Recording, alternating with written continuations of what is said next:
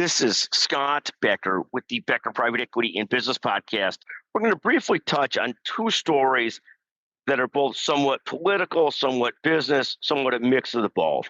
So the first story is one that we've been following is, of course, the tensions in Iran, Israel, still at a pretty high level, pretty elevated, and President Trump stepping in, stepping back.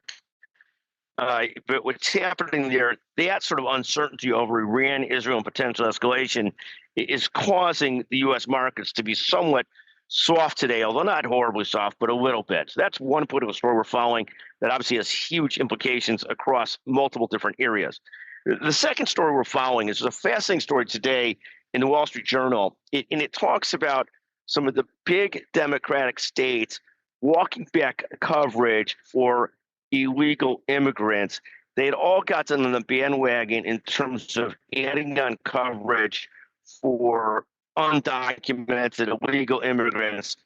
The Wall Street Journal has a long article on how some of the biggest states, New York, California, Illinois, will trying to stay in the somewhat world of trying to tell their constituents they're all in for everybody, at the same time walking back some of this healthcare coverage as their fiscal budgets just can't afford it.